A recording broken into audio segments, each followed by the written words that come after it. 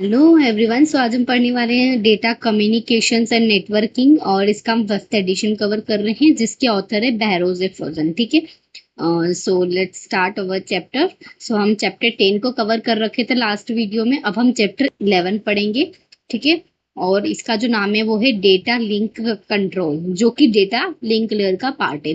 तो हमने first part में फिजिकल लेयर को कवर किया था और सेकेंड पार्ट में हम डेटा लिंक लेयर के सारे चैप्टर्स को पढ़ेंगे। ठीक है। So let's start.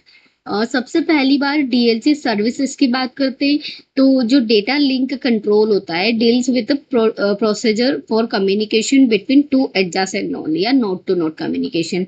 Indirectly we can say that कि जो डेटा लिंक कंट्रोल है वो कम्युनिकेशन करता है एडजेसेंट नोड। अब what is adjacent node? So I told you कि देखो एडजेसेंट नोड मतलब क्या, पड़ोसी नोड्स, मतलब जो एक दूसरे के पास हो। सिंपल सी बात। ठीक है, ये नोड है और ये नोड है, तो मैं ये कह सकती हूँ कि ए नोड बी का एडजासेंट है ना, और बी नोड एडजासेंट है सी का। ठीक है, एंड सो ऑन डी का।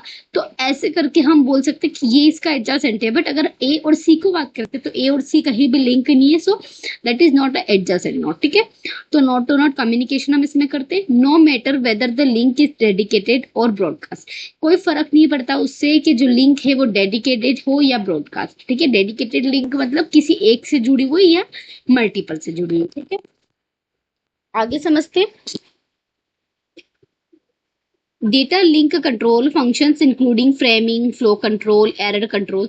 तो यहाँ पर हम डेटा लिंक कंट्रोल में कुछ फंक्शंस को पढ़ेंगे which is framing, flow control and error control. ठीक है, फ्रेमिंग सबसे पहले समझते हैं। तो data transmission in the physical layer moving bits in the form of signals from the source to destination. क्या बोल रहा है कि जो डेटा ट्रांसमिशन फिजिकल लेयर पे कैसे मूव करता है, फॉर्म ऑफ बिट के। ठीक है, इसके अंदर हमने बिट सिंक्रोनाइजेशन पढ़ा था। ठीक है, और हमने ये भी देखा था कि सेम बिट उसकी ड्यूरेशन विद टाइम के साथ सेंडर से रिसीवर तक पहुंचती है। ठीक है, अब हम डेटा लिंक लेयर, मैंने आपको पार्ट 2 में लिंक लेयर पढ़ा रहे हैं, हम लिंक लेयर पढ़ रहे हैं। ठीक है, तो इसके अंदर हमको बिट को फ्रेम में कन्वर्ट करना है। ठीक है, हम ये सब रिसीवर साइड पे बात कर रहे हैं। तो अब हमारे डेटा को हम जो हमको बिट फिजिकल लेयर से मिल चुकी है, हम उसको फ्रेम में कन्वर्ट करेंगे। ठीक है, फ्रेम इज डिस्ट्रीब्यूशेबल फ्रॉम अनोदर। ठीक है, एक से अनोदर से होगी। टाइप ऑफ फ्रेमिंग हम इसमें देखेंगे। अब simple act inserting a letter into an envelope separate from one piece of the information from other. Simple we can say that कि एक लेटर को जैसे ही हम एनवेलप में डालते हैं, लाइक हम लेटर को एनवेलप में क्यों डालते हैं, आप भी जानते थे कि हमारा जो लेटर है वो कॉन्फिडेंशियल रहे, हर कोई ना पढ़ सके, और उसको पूरा कवर करके आप उसको चिपका देते हो, है ना, ग्लू से। तो दैट्स वाई वही हम फ्रेमिंग का कॉन्सेप्ट यहाँ पर यूज कर रहे हैं। ठीक है, इन्वेलप सर्विस एज ए डेलिमिनेटर, है ना, डेलिमिनेटर के जैसा यूज करता है इसको, है ना। इन्वेलप डिफाइन करता है सेंडर एंड रिसीवर के एड्रेस को, क्योंकि आप इन्वेलप में अगर आपने कभी पोस्ट की हो, यानी कि जब भी हम पोस्ट की करते हैं हमारे लेटर को, तो हम यहाँ पर हमारा एड्रेस लिखते हैं और यहाँ पर इस साइड हमारा जो हम जिस सेंडर रिसीवर जो जिसको भेजना है उसका एड्रेस लिखते हैं। तो ये क्या करता है, एनवेलप डिफाइन करता है सेंडर के एड्रेस को और रिसीवर के एड्रेस को। क्यों? क्योंकि अगर ये एनवेलप हमारे पास है तो हमें पता होना चाहिए हमें किसे भेजना है, और जो सेंडर को भेजेंगे तो उसको पता होना चाहिए कि किसने भेजा है। ठीक है, इसीलिए हम यहाँ पे पोस्टल यानी वही पोस्ट सिस्टम यूज करते हैं जिसमें मेनी टू मेनी फैसिलिटी होती है। ठीक है, framing in the data link layer separate a message from one source to the destination. Framing data link layer में जो करते हैं उसमें हम मैसेज को एक सोर्स से दूसरे सोर्स डेस्टिनेशन तक पहुंचाते हैं, जिसके अंदर हम क्या ऐड करते हैं, सेंडर का एड्रेस और डेस्टिनेशन का एड्रेस। ठीक है, सिंपल सी बात है। अगर आपको सिंपल समझ रहा है तो हम बिट को एज ए लेटर मान ले और फ्रेम जो हम एनवेलप है उसको हम फ्रेम मान ले। अब आप भी जानते हो कि आपका लेटर अगर सिंगली में से भेजूंगी तो पता ही नहीं पड़ेगा किसने भेजा, किसके लिए भेजा। ठीक है, लेकिन अगर हम उस एनवेलप में अगर ऊपर एड्रेस लिख देते हैं विच इज सेंडर एड्रेस और रिसीवर एड्रेस, तो हमारा काम आसान हो जाएगा, है ना। तो हम इसमें इसलिए वो फंक्शन यूज करते हैं। ऑल दो the full message could be packet in one frame, that is not normally done. जो हम कह सकते हैं कि जो पूरा जो वुल मैसेज है वो could be packed in the frame, मतलब एक एक फ्रेम में ही हमारा पूरा मैसेज होता है ना। नॉट, ये आसान तो नहीं है, बट फ्रेमिंग, क्योंकि फ्रेमिंग बहुत लार्ज होती है और उसमें फ्लो कंट्रोल, एरर कंट्रोल करना इनसफिशियंट हो सकता है ना, inefficient we can say that. तो इसीलिए अगर अगर इस फ्रेम में सिंगल बिट एरर भी आ जाएगी तो पूरा जो हमें फ्रेम है उसको रिट्रांसमिट करना पड़ेगा। यानी कि मान लो कि हमारा जो लेटर है, मान लो कि अगर उसका एक भी चीज लीक हो गई तो हमको वो फिर से पूरा ट्रांसमिशन करना पड़ेगा। इसीलिए ये कह रहा है कि इतना आसान नहीं होता है, ठीक है। हम मैसेज को स्मॉलर फ्रेम्स में डिवाइड करते हैं, ताकि अगर हमने मैसेज को छोटे छोटे बिट स्मॉल फ्रेम्स में डिवाइड कर दिया तो अगर ये वाला बिट क्या हो गया, लॉस्ट हो गया, तो हम इन दोनों को रहने देंगे और इसको ही रिट्रांसमिट करेंगे। तो ये हमारी चीज को एफिशिएंट बनाता है, ठीक है। फ्रेम साइज की बात करते हैं तो फ्रेम साइज फिक्स्ड हो सकता है, वेरिएबल हो सकता है ना। यहाँ पर फिक्स्ड साइज फ्रेमिंग कैसी होती है कि इसमें no need to definition of the boundary of the frames, हमें किसी बाउंड्री की डेफिनेशन की जरूरत नहीं होती है। उसका साइज जो होता है वो डेलिमिनेटर यूज करता है खुद के हिसाब से, ठीक है। इट्स लाइक एटीएम व्हेन, है ना, which is used for fix size, जिसको हम सेल्स कहते हैं, ठीक है। आगे हम इसको चैप्टर 14 में पढ़ेंगे, इसलिए हम इसको यहाँ पे सिर्फ हल्का सा ओवरव्यू ले रहे हैं। हमारा मेन डिस्कशन किस पे है, वेरिएबल साइज फ्रेमिंग पे, जो क्या करती है, प्रिवेलेंट है इन लोकल वेरिएबल में। हम लोकल वेरिएबल में इसका यूज करते हैं। अगर मैं बात करूं यहाँ पे, way to define the end of the one frame and beginning to the next, है ना। ये जो है वो डिफाइन करती है कि कहाँ पर हमारी एक फ्रेम एंड हो रही है और कहाँ पे हमारी अगली फ्रेम स्टार्ट हो रही है, ठीक है। दो अप्रोच हम इसमें यूज करेंगे, which is character oriented approach and bit oriented approach, ठीक है। तो अब कैरेक्टर ओरिएंटेड अप्रोच क्या होती है, तो 8 बिट का जो कैरेक्टर्स होता है हम उसको कह सकते हैं फ्रॉम अ कोडिंग सिस्टम से, जिसके अंदर हम आस्की जैसी कोडिंग सिस्टम को यूज करते हैं। हम हेडर लगाएंगे किसमें, सोर्स एंड डेस्टिनेशन के एड्रेस में, जो हमारे मतलब हमारे एड्रेस को शो करेगी कि हेडर मतलब यहाँ पर सोर्स का एड्रेस, और डेस्टिनेशन के लिए कंट्रोल इन्फॉर्मेशन के लिए हम टेलर का लगाएंगे, जो टेलर बिल्कुल मैसेज के लास्ट में होती है, और इसके बीच में हम फ्रेम्स लगाते हैं, ठीक है। जो क्या करती है, कैरीज करती है एरर डिटेक्शन रिडंडेंट बिट को, यानी टेलर हमें ये बताएगा कि हमारी जो बिट्स हैं वो रिडंडेंट है कि नहीं, ठीक है। अब मैं बात करूं 8 बिट वन फ्लैग यहाँ पर हम ऐड करेंगे at the beginning and the end of the frame, है ना। फ्रेम के, मैं क्या बोल रही हूँ ध्यान से सुनना, मैसेज की नहीं, that is could be frame. जो हम फ्रेम डेवलप कर रहे हैं, यहाँ तो हम हेडर लगा रहे हैं, हम टेलर लगा रहे हैं, लेकिन जो फ्रेम की स्टार्टिंग में हम क्या लगाएंगे, फ्लैग लगाएं, और एंड में भी हम फ्रेम फ्लैग लगाएंगे, ठीक है।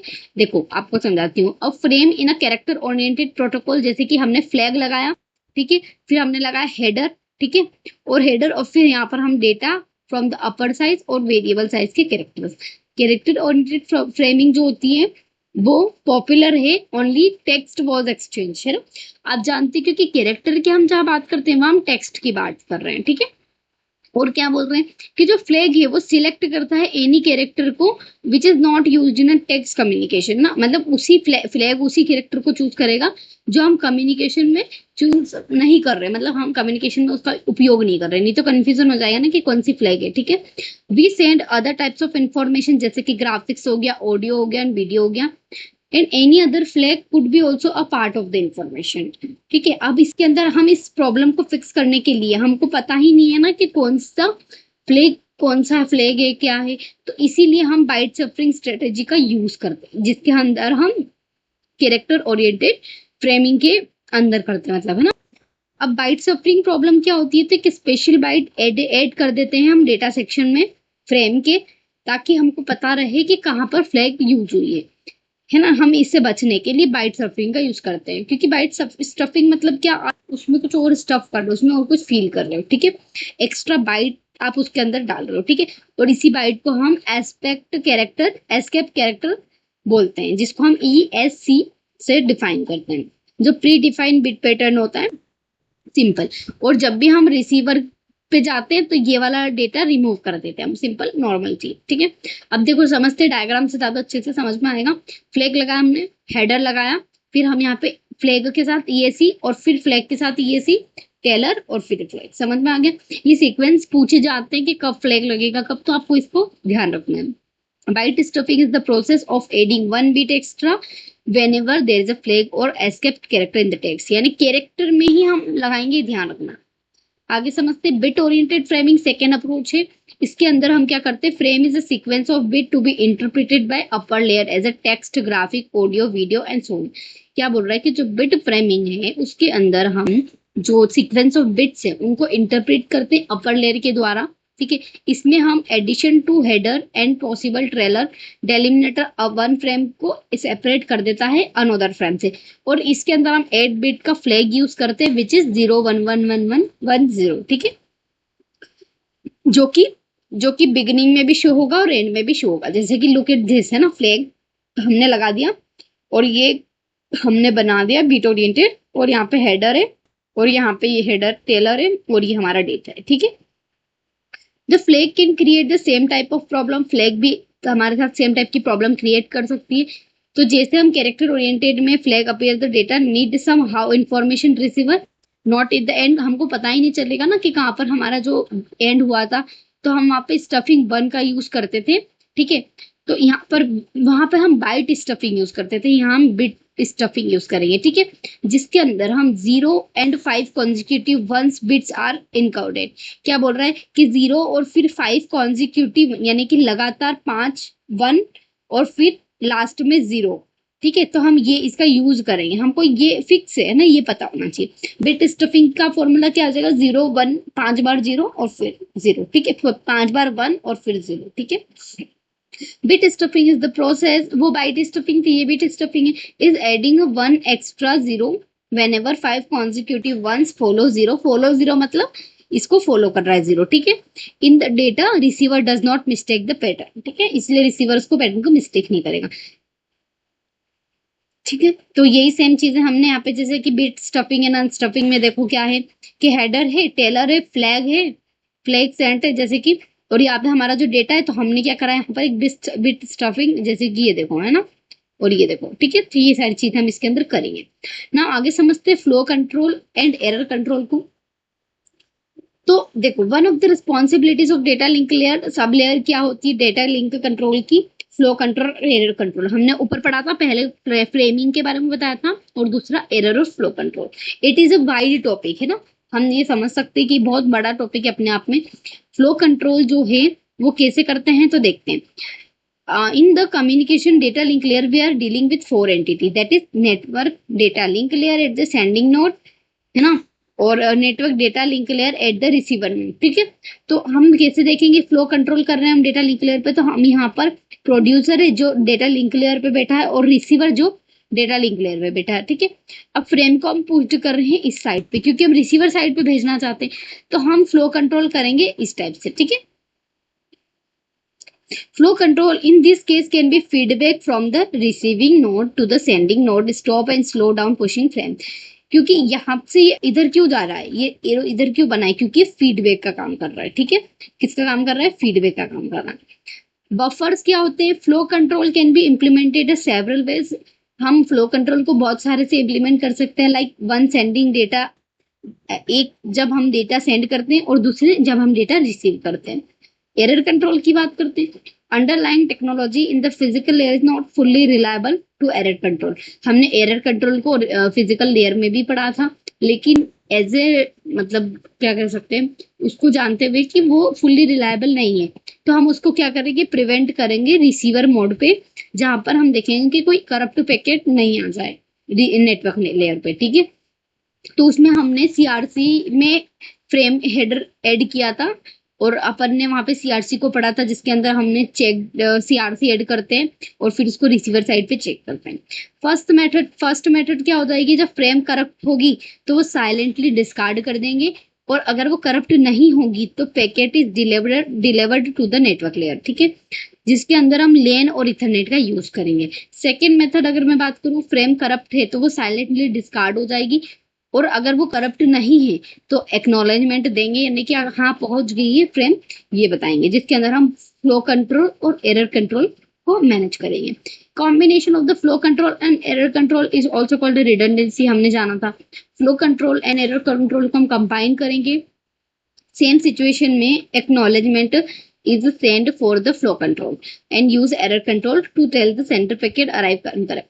मतलब क्या कि अगर हम इसमें एक्नॉलेजमेंट का यूज करेंगे, जिसके अंदर अगर मैं बात करूं तो फ्लो कंट्रोल होगा, और अगर एरर कोई भी एरर आएगी तो सेंडर बोलेगा कि डेटा आया तो है बट करप्टेड है, ठीक है, या फिर अनकरप्टेड है, तो वो बता देगा। अब हम एक टॉपिक पढ़ते हैं विच इज कनेक्शनलेस और कनेक्शन ओरिएंटेड। इंपॉर्टेंट है, DLC protocol can be either connectionless और कनेक्शन ओरिएंटेड। तो हमारा जो डीएलसी प्रोटोकॉल है वो कनेक्शनलेस भी हो सकता है और कनेक्शन ओरिएंटेड भी हो सकता है। तो दोनों को समझते हैं। कनेक्शनलेस प्रोटोकॉल क्या होता है? जो फ्रेम हम सेंड करते हैं एक नोड से दूसरे नोड पे बिना किसी रिलेशनशिप बिटवीन द फ्रेम के, तो हर फ्रेम अपने आप में क्या होगी? इंडिपेंडेंट होगी, क्योंकि हमने उनके बीच में कोई भी कनेक्शन क्रिएट नहीं किया है, ठीक है। इसीलिए हम इसको कनेक्शन लेस बोल रहे हैं, है ना। The term connectionless does not mean the no physical connection. इसका मतलब ये नहीं है कि उसमें फिजिकल कनेक्शन नहीं है, that means no connection between a frames, but physical medium या ट्रांसमिशन मीडियम तो होगा ही होगा, है ना। तो the frame are not numbered, यहाँ पर कोई नंबर्ड नहीं होगा, कोई सीक्वेंस नहीं होगा, कोई ऑर्डरिंग नहीं होगी, तो हम इसी को क्या बोल रहे हैं? कनेक्शन लेस प्रोटोकॉल, ठीक है। और ओरिएंटेड में देखो आप ऑर्डरिंग भी होगी, ध्यान रखना। कनेक्शन ओरिएंटेड प्रोटोकॉल को लॉजिकल कनेक्शन बोलते हैं। इसमें मतलब वहां पे लॉजिकल कनेक्शन नहीं होगा, लेकिन एक फिजिकल कनेक्शन होगा। Logical connection should be first establishment between node. सबसे पहले हम एक लॉजिकल कनेक्शन बनाएंगे, ठीक है, जिससे कि हमको पता रहे। जैसे कि मान लो कि मुझे एक हमारा डेटा ए से बी तक पहुंचाना है, ठीक है, तो मैं पहले इसको फोन करके बता दूंगी कि मैं इस बंदे के साथ या इस इंसान के साथ अपना डेटा भेज रही हूँ, तो तुम रिसीव कर लेना। That is logical connection. जैसे ही ये बंदा है जो यहाँ से यहाँ तक पहुंच जाएगा इसके पास, और जैसे ही इसके पास इन्वेलप हाथ लगेगा, ये मेरे को मैसेज या कॉल करके बोलेगा कि मुझे डेटा मिल गया है, तो that is called a logical connection, ठीक है। और जैसे ही वो मुझे कॉल करेगा तो हमारा जो एक कनेक्शन है, लॉजिकल कनेक्शन है, टूट जाएगा, ठीक है। सॉरी, ये वाला नहीं, लॉजिकल कनेक्शन हमने ये बनाया था, ये वाला, ठीक है। तो यहां से समझ में, after all frames are somehow related to transmit, logical connection is terminated. जैसा मैंने आपको समझाया कि लॉजिकल कनेक्शन टर्मिनेट हो जाएगा। फ्रेम को हम नंबरिंग भी करते हैं, ऑर्डर भी, मतलब उसमें ऑर्डरिंग भी होती है ना। इट्स लाइक टीसीपी जैसा काम। नॉट रिसीव ऑर्डर, तो receiver needs to wait until the all frame belonging to the same. अगर कोई ऑर्डर नहीं आता है तो हम वहां पर देखते हैं कि सारी फ्रेम आई है कि नहीं उसमें से, ठीक है। Deliver them in order in network layer, और फिर हम उसको नेटवर्क लेयर को सेंड कर देते हैं, सिंपल। इसके अंदर हम पॉइंट टू पॉइंट प्रोटोकॉल जैसे कि लैन और वैन का यूज करते हैं। अब हम पढ़ेंगे डेटा लिंक लेयर प्रोटोकॉल्स को, ठीक है। तो सबसे पहली बात कि डेटा लिंक लेयर प्रोटोकॉल्स में हम 4 टाइप के जो प्रोटोकॉल्स को फॉलो करेंगे, विच इज जो कि हमारे एरर कंट्रोल और फ्लो कंट्रोल को मैनेज करेगा, which is simple, stop and wait, go and back and selective repeat. Simple है, बहुत अच्छा है। देखो मैं इसको ओवरव्यू दे देती हूँ आपको। सिंपली अगर सिंपल लेवल पे बात करूँ तो सिंपल का है जैसे कि बस मैंने उसको सेंड कर दिया मेरा डेटा, ठीक है, बस भेज दिया, मुझे कोई मतलब नहीं है, चला जाएगा, जाए तो जाए, नहीं तो कोई दिक्कत नहीं, ठीक है। सेकेंड आता है हमारे पास स्टॉप एंड वेट। पहले वो भेजेगा, फिर ये इसको एक्नॉलेजमेंट देगा, फिर भेजेगा, फिर एक्नॉलेजमेंट देगा, फिर भेजेगा, फिर एक्नॉलेजमेंट देगा। जब तक इसकी एक्नॉलेजमेंट नहीं जाएगी उधर की साइड, ठीक है, तब तक ये वाली जो स्टार्ट ही नहीं हुआ। तो यहाँ पर है स्टॉप एंड वेट, यानी पहले स्टॉप भेज रहा है, फिर स्टॉप हो गया, फिर वेट करेगा किसका? एक्नॉलेजमेंट का। जैसे एक्नॉलेजमेंट गई, ठीक है, फिर भेजेगा, ठीक है, फिर स्टॉप हो जाएगा, ठीक है, यहाँ पर स्टॉप हो गया, फिर वेट करेगा एक्नॉलेजमेंट का। तो ऐसे करके हम कह रहे हैं स्टॉप एंड वेट, ठीक है। हम ओवरव्यू दे रहे हैं खाली। गो एंड बैक, यानी सबसे पहले क्या, हम एक साथ सारी चीजें भेज देंगे, ठीक है, सब भेज देंगे, बहुत सारी फ्रेंड्स सब एक साथ भेज देंगे, और फिर हमको वो एक्नॉलेजमेंट मिलेगा कि आई कि नहीं आई हमारे पास डेटा, ठीक है। फिर वो उसको एक्नॉलेजमेंट देगा, यानी हमने सारी भेज दी। और अगर इनमें से एक भी डेटा लॉस हो गया तो फिर हमें ये सारी फ्रेम एक साथ रिटर्न से भेजनी पड़ेगी। समझ में आ गया? मतलब जितनी भी हमने फ्रेम भेजी थी सब उसमें कोई मतलब सब लॉस्ट हो जाएगी, तो इसीलिए इसमें दिक्कत है। आगे लास्ट समझते हैं हमारा सिलेक्टिव रिपीट। तो सिलेक्टिव रिपीट सबसे अच्छी लगी मुझे, क्योंकि इसके अंदर देखो, जैसे मान लो मैंने डेटा से एक साथ सेंड कर रही हूँ मैं सारी फ्रेम्स, ठीक है, सेंड करती जा रही हूँ, ठीक है, पहुंच गई यहाँ पे रिसीवर तक पहुंची। अब उसको पता है कि ये सेकंड वाली लॉस्ट हो गई और फिफ्थ वाली लॉस्ट हो गई, तो मेरे को सारे भेजने की जरूरत नहीं है, मैं सिर्फ खाली ये सेकंड वाली वापस से भेजूंगी, है ना, सेकंड वाली वापस से भेजूंगी, इसको सेकंड वाली को वापस भेजूंगी, और ये है फिफ्थ वाली जो मैं वापस भेजूंगी। मतलब इसको एक्नॉलेजमेंट देगा सबसे पहले कि मेरे को 2 और ये वाली सेंड करो, है ना वापिस से। तो ऐसे करके हम सिलेक्टिव रिपीट पढ़ते हैं। तो चारों का ओवरव्यू मैंने आपको दे दिया है, आपको समझ में आ गया होगा। ठीक है, आगे समझते हैं। So the behavior of the data link layer can be better as a finite state machine. A finite state machine is through a machine of finite number of state machine is always one of this until the event occurs. मतलब क्या बोल रही हूँ मैं, direct समझा देती हूँ आपको। देखो क्या बोल रहा है कि जो डेटा लिंक लेयर है वो बेटर परफॉर्म करता है जैसे फाइनाइट स्टेट मशीन जैसा ही। जैसे मशीन में कैसे फाइनाइट नंबर ऑफ स्टेटस होते हैं तो उससे भी अच्छा परफॉर्म करता है। ठीक है, और इसमें हमेशा इवेंट्स अक्कर होंगे। आगे समझते हैं। सिंपल प्रोटोकॉल मैंने आपको समझा दिया, मैं इसमें ज्यादा डिटेल में नहीं जाऊंगी। या ये ना तो नाइदर फ्लो कंट्रोल ना ही एरर कंट्रोल करता है, बस सिंपली सेंड कर देता है हमारे डेटा को। ठीक है, जैसे मैंने आपको बताया नेवर ओवर में इनकमिंग फ्रेम्स पर रिसीवर इमिडिएटली हैंडल कर लेता है फ्रेम्स को। जैसे ये फ्रेम हमने भेज दी, सिंपली हम फ्रेम सेंड कर रहे हैं। ठीक है, data link layer sender packets from network layer से सेंड करता है और फ्रेम को भेज देता है, रिसीवर उसको एक्सेप्ट कर लेता है। अगर यहाँ पे कुछ भी होता है तो कोई जिम्मेदारी नहीं होती है। ठीक है, जैसे कि ये फ्लो कंट्रोल डायग्राम बताती हूँ मैं। सेंडर नोड है, रिसीवर नोड है, इन चीजों को आपको समझना जरूरी है, इनकी डेफिनेशन इंपॉर्टेंट नहीं होती है। ठीक है, तो हमने पैकेट को सेंड कर दिया और सेंड कर दिया सिंपली। ठीक, स्टॉप एंड वेट में आपको समझाया था, ये दोनों करता है, फ्लो कंट्रोल भी करता है, एरर कंट्रोल भी करता है। सेंड करता है वन फ्रेम एट ए टाइम, एक बार में एक करता है, और फिर वेट करता है एक्नॉलेजमेंट का, जैसा मैंने आपको बताया। Before sending the next one, मैंने बताया आपको कि वो भेजने से पहले एक भेजा, फिर वो एक भेजा उसने, फिर वो क्या करेगा, वेट करेगा एक्नॉलेजमेंट का।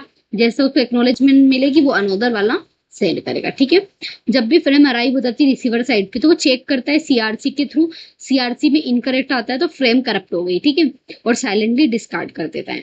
ठीक है, फिर क्या करता है receiver is the signal, receiver एक सिग्नल भेजता है सेंडर को कि या तो फ्रेम करप्ट हो गई या फिर लॉस्ट हो गई। फिर सेंडर वापिस से उस सेंड को मतलब भेजेगा और एक टाइमर स्टार्ट कर देगा। और टाइमर जैसे ही एक्सपायर होगा, और टाइमर एक्सपायर होने से पहले अगर उसको एक्नॉलेजमेंट, ये टाइमर जैसे इसने सेंड करी तो यहाँ पे टाइमर चला देगा। ठीक है, अगर ये जैसे भेजा और अगर इसको मिल गया तो ये एक्नॉलेजमेंट सेंड कर देगा। अगर टाइमर खत्म हो गया तो जो मान लो कि डेटा सेंड करा, ठीक है, ये डेटा सेंड करा, यहाँ पे उसने टाइमर स्टार्ट कर दिया। ठीक है, अब ये अगर इसको डेटा मिल गया यहाँ पर तो वो क्या करेगा, एक्नॉलेजमेंट भेजेगा। ठीक है, अगर इसने एक्नॉलेजमेंट नहीं भेजी तो जो सेंडर है वो ये मान लेगा कि या तो डेटा सेंड, या तो डेटा लॉस हो गया या फिर करप्ट हो गया, है ना, या तो वो लॉस हो गया या करप्ट हो गया, तो वो वापिस से इसी वन वाले डेटा को ही अगेन से भेज देगा अपनी मर्जी से, है ना। तो ये इसके अंदर होता है। वो एक हमेशा कॉपी रखता है अपने फ्रेम की, जिसे उसने भेज दिया तो ऐसा नहीं कि डिलीट कर देगा, वो हमेशा एक कॉपी रखेगा। जैसे ही एक्नॉलेजमेंट आएगी वो इस कॉपी को डिलीट कर देगा। ठीक है, सेम यहाँ पे ये सारी चीजें लिखी हुई है ना, पढ़ सकते हैं। स्टॉप एंड वेट जैसे कि मैंने आपको बताया, यहाँ पे सीआरसी होता है, स्टॉप एंड वेट में एक्नॉलेजमेंट चेक करता है। ठीक है, फ्लो डायग्राम से अच्छे से समझते हैं। देखो मैं आपको फ्लो डायग्राम से बताती हूँ। ये फ्लो डायग्राम, यहाँ पे एक टाइमर स्टार्ट होता है, स्टॉप टाइमर होता है, रीसेट टाइमर आउट होता है। ठीक है, ठीक है, लॉस्ट फ्रेम का मतलब लॉस्ट, या तो फ्रेम लॉस्ट हो गई या फिर करप्ट हो गई। अगर मैं यहाँ से सेंडिंग नोड की बात करती हूँ, रिसीवर नोड की बात करती हूँ, तो फ्रेम भेजी, फिर एक्नॉलेजमेंट लिया, फिर फ्रेम, अगर फ्रेम भेजी और लॉस्ट हो गई तो उसी फ्रेम को वो वापस से सेंड करेगा। फिर जब तक एक्नॉलेजमेंट नहीं आएगी तब तक वो फ्रेम, जैसे एक्नॉलेजमेंट आ गई फिर वो फ्रेम सेंड कर रहा है। फिर एक्नॉलेजमेंट लॉस्ट हो गई तो ये वापस, अगर मान लो इसने एक्नॉलेजमेंट भेजी और ये लॉस्ट हो गई तो ये फ्रेम को वापस से सेंड कर देगा। इसको पता ही नहीं ना कि उसके पास पहुंच गई, लेकिन उसका एक्नॉलेजमेंट नहीं पहुंचा तो उसी फ्रेम को अगेन से सेंड कर देगी। ठीक है, तो इसके पास ये जो फ्रेम आ जाएगी डुप्लीकेट फ्रेम आ जाएगी। सिंपल। पिगी बैंकिंग का कॉन्सेप्ट हम एक्नॉलेजमेंट के लिए यूज करते हैं। टू प्रोटोकॉल्स हम इसमें पढ़ते हैं, यूनिडायरेक्शनल कम्युनिकेशंस जो कि एक ही डायरेक्शन में फ्लो करती है। ठीक है, तो ऑल्दो द एक्नॉलेजमेंट में travel in the other direction, जैसे कि हमने पढ़ा, देखो यहाँ से एक्नॉलेजमेंट अदर डायरेक्शन में फ्लो कर रही है। ठीक है, द कम्युनिकेशन जो है वो मोर एफिशिएंट बनाने के लिए हम पिगी बैंकिंग का यूज करते हैं। ठीक है, जो जैसे पिगी बैंकिंग हम कैसे यूज कर रहे हैं, एक्नॉलेजमेंट को ही हम पिगी बैंकिंग कह रहे हैं कि हम हमारे डेटा के साथ ही एक एक्नॉलेजमेंट भेज देंगे। ठीक है, उसको हम पिगी बैंकिंग कहते हैं। एचडीएलसी क्या होता है, तो हम एचडीएलसी को समझते हैं आगे। एचडीएलसी का फुल फॉर्म क्या होता है, high level data link control. Bit oriented protocol होता है, हमने बिट ओरिएंटेड प्रोटोकॉल को पढ़े हैं, जो कि पॉइंट टू पॉइंट और या मल्टी पॉइंट होता है। ये स्टॉप एंड वेट को इम्प्लीमेंट करने में मदद करता है। ठीक है, तो हमारा अगर क्वेश्चन बनता है कि स्टॉप एंड वेट को कौन हेल्प करता है, तो high level data link control. ठीक है, कॉन्फ़िगरेशन मैनेजमेंट ट्रांसफर मोड क्या होता है, तो एचडीएलसी हमें दो मोड प्रोवाइड करता है, that is normal response mode और एसिंक्रोनस बैलेंस मोड। ठीक है, मैंने इसको इतना हाईलाइट कर रखा है, बट हमको इसमें इतने डिटेल में पढ़ने की कोई जरूरत नहीं है, क्योंकि ये सब इतने नहीं पूछे जाते, तो हम इसको हटा देते हैं। हम इसमें सिर्फ ये जानेंगे, हमको बस इतना पता होना चाहिए कि एचडीएलसी दो हमें ट्रांसफर मोड प्रोवाइड करता है, which is normal response mode और एसिंक्रोनस बैलेंस मोड। ठीक है, आगे समझते हैं फ्रेमिंग के बारे में। फ्रेमिंग हमने पढ़ ली है, पर इसके अंदर हम ये सब फ्रेमिंग उसके अंदर पढ़ रहे हैं, हमारे डेटा लिंक लेयर के अंदर। ठीक है, flexibility necessary support all the options possible in a mode configuration. HDLC की 3 फ्रेम्स होती हैं, information, I frame, supervisor frame और अननंबर्ड फ्रेम। ठीक है, आपको पता होना चाहिए।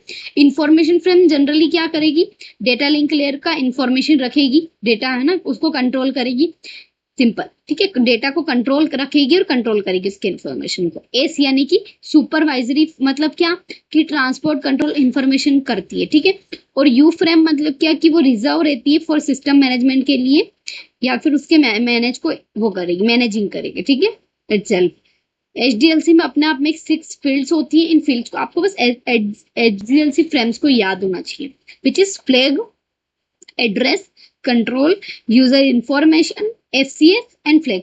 ये जो सीक्वेंस है ना, आपको पता है ये पूछा गया है, इसकी आई फ्रेम का, यू फ्रेम का और एस फ्रेम का, तो आपको तीनों पता होना चाहिए। ठीक है, तो देखो आई फ्रेम में आपको ट्रिक बताती हूँ। सबसे पहले हमने फ्लैग को याद कर लिया, हमको पता है दोनों साइड फ्लैग है ना, सभी के लास्ट में अंत में फ्लैग है, तो हमारा एक तो हट गया। अब सेकंड में एड्रेस है तीनों के, थर्ड में कंट्रोल है। तो फ्लैग, हम फ्लैग ले रहे हैं, उसको एड्रेस मतलब हमने एक झंडा लिया, एक एग्जाम्पल से समझ लो, मतलब इसको हम एज ए ट्रिक याद करें। एक झंडा लिया, उसको आपने एड्रेस किया, मतलब आपने उसको मतलब जमीन में गाड़ दिया है ना, और फिर उसके बाद हम क्या कर रहे हैं, उसको कंट्रोल कर रहे हैं, ताकि वो एक कहाँ किस दिशा में उड़ना है, किस दिशा में उसको लगाना है, वो हम कंट्रोल कर रहे हैं। ठीक है, तो ये 3 चीजें क्लियर हो गई। अब देखो, फर्स्ट आई फ्रेम मतलब क्या, यू इंफॉर्मेशन है ना, तो इंफॉर्मेशन भाई किसकी होगी, यूजर की होगी ना ऑब्वियसली, तो इंफॉर्मेशन फ्रेम। ठीक है, इसलिए हम इसमें इंफॉर्मेशन कर रहे हैं। ठीक है, यूजर की। सेकेंड आता है, और आई अल्फाबेटिकली सबसे पहले भी आता है, तो हम कह सकते हैं कि यूजर मतलब आई है ना। अब सेकेंड आता है एचसीएस, तो आप एस से इसको थोड़ा सा याद रखिए कि एस फ्रेम में हम एफसीएस को यूज करते हैं। ठीक है, यानी कि फ्रेम चेक सीक्वेंस, एफसीएस मतलब फ्रेम चेक सीक्वेंस। और थर्ड आता है यू फ्रेम, तो मैनेजमेंट कर रहे हैं है ना, तो मैनेजमेंट के लिए हम यू का यूज करेंगे। देखो यूजर, यू फॉर यूजर नहीं होगा, यूजर ऑलरेडी है, तो यू में यहाँ पर यू फ्रेम अलग आएगा। आप थोड़ा सा इसको ध्यान रखें और तीनों फ्रेम का सीक्वेंस याद रखें। फ्लैग फील्ड जो है सिंक्रोनाइज पैटर्न को यूज करती है। एड्रेस फील्ड एड्रेस रखती है, कॉमन सी बात है। कंट्रोल करती है, control field flow control error control करती है। इंफॉर्मेशन फील्ड यूजर का डेटा रखती है। एफसीएस फील्ड जो होती है वो चेकर सीआरसी का यूज करती है। ठीक है, सीआरसी का काम करती है। ठीक है, आगे समझते हैं।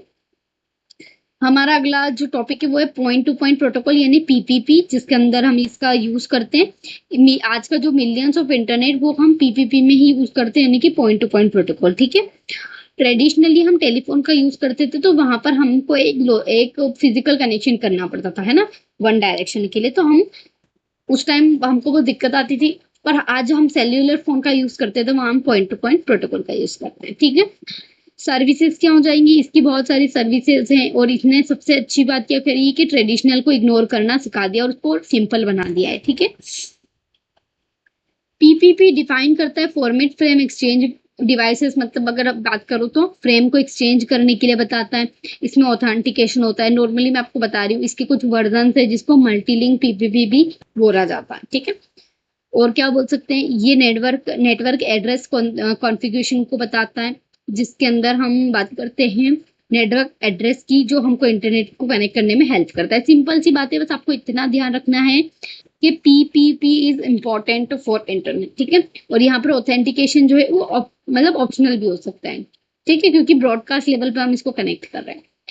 अब सर्विस लेवल जो प्रोवाइड नहीं करती है पीपीपी, तो वो क्या हो जाएगी, फ्लो कंट्रोल नहीं करती। ठीक है, और यहाँ पर कुछ एरर कंट्रोल भी नहीं करती है ये, और सीक्वेंस में भी ना सेंड कर सकती, हो सकता है डेटा कोई दिक्कत आ जाए।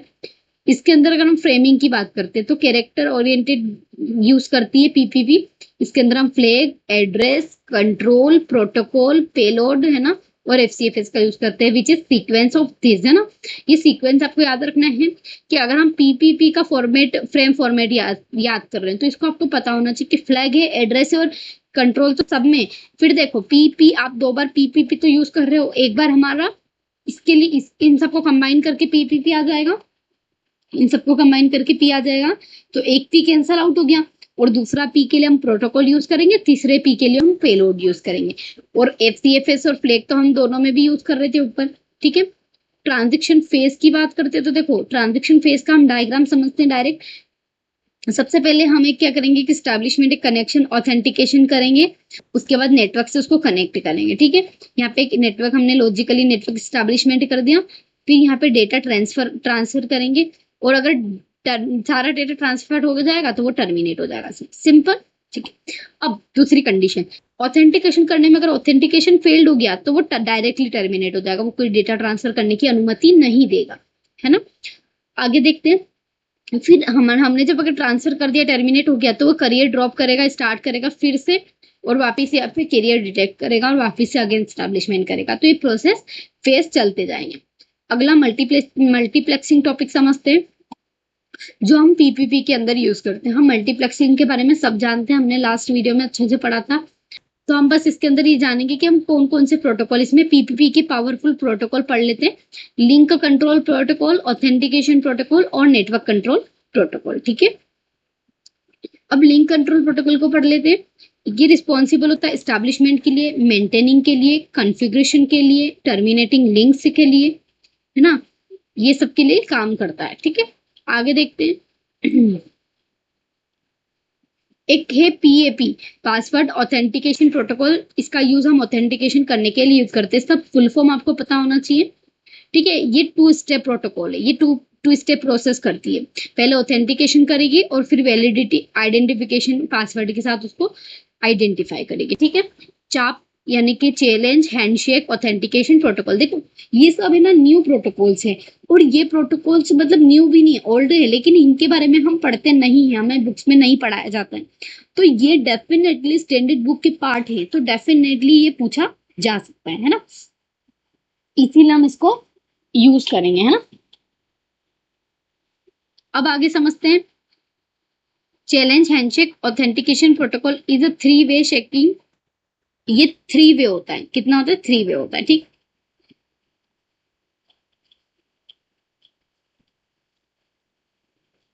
तो इसका भी फ्रेम दे रखा है, जैसे कि अगर मैं ऊपर, अगर मैंने पीएपी का कोई फ्रेमिंग नहीं था तो हमने उसको नहीं पढ़ा है, लेकिन अगर हाँ इसका दे रखा तो हम पढ़ लेते हैं। फ्लैग, एड्रेस, कंट्रोल, ठीक है, CO23, पेलोड दे रखा है, एफसीएस और flag.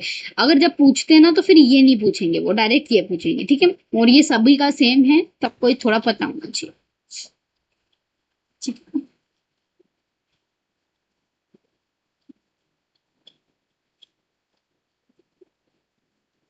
So this is all about this chapter.